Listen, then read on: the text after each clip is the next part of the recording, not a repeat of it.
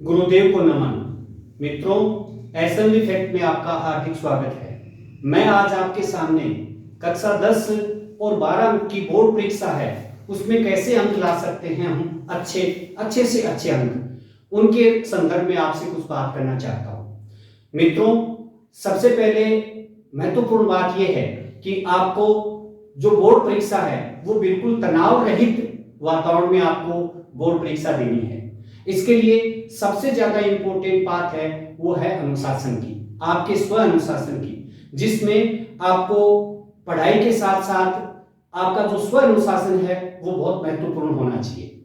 आपको समय का विशेष ध्यान रखते हुए और सर्वप्रथम आपको जो परीक्षा सेंटर है उसके ऊपर समय से पहुंचना है।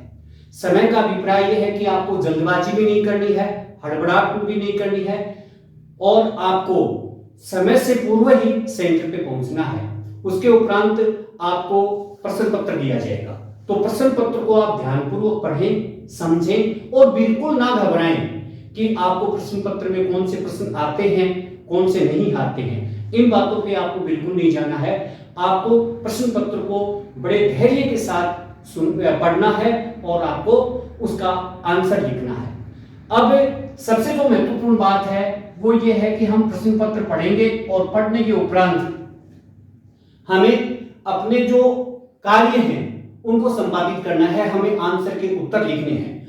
तो उत्तरों में कई बार देखा गया है कि विद्यार्थी ये सोचते हैं कि हमें ये उत्तर भी नहीं आता है, ये उत्तर भी नहीं आता है, तो वहां पर आपको बिल्कुल भी घबराने की आवश्यकता नहीं है और आपको उत्तर है वो अच्छे ढंग से कैसे दें, तो इसके लिए आपको पूरे प्रश्न पत्र को कई बार पढ़ना है।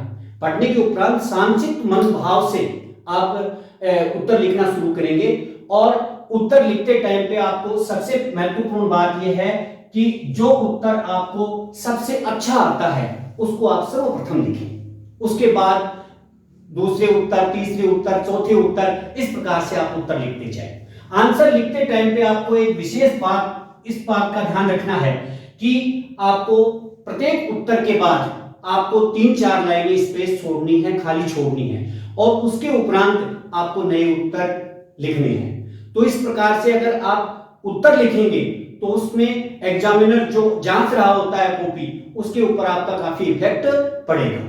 इसके साथ आपको कोई भी प्रश्न आप पढ़ते हैं तो उसको आप 2 या 3 बार ध्यानपूर्वक पढ़ें और पढ़ने के उपरांत आप उसके उत्तर लिखेंगे तो वो कहीं ज्यादा अच्छे उत्तर माने जाए। तो अगर हम अशुद्धि करते हैं तो उससे हमारे नंबर कट जाते हैं। तो नंबर ना कटे और पूरे अच्छे नंबर आए तो इसके लिए हम अशुद्धियों के ऊपर ध्यान दें और अशुद्धि कम से कम करें, ना के बराबर करें। तो उससे क्या है कि हमारे जो पेपर है उसमें हमें अच्छे अंक अर्जित हो सकते हैं। तो इसके लिए प्रश्न पत्र के जो आसपास की जो चीजें हैं उनसे संबंधित प्रश्न का उत्तर लिखना होता है, तो उसमें हम क्या करते हैं कि अशुद्धि लिख देते हैं तो उससे हमारे नंबर वो कट जाते हैं। तो ऐसी अशुद्धियां हैं वो हमें नहीं करनी है।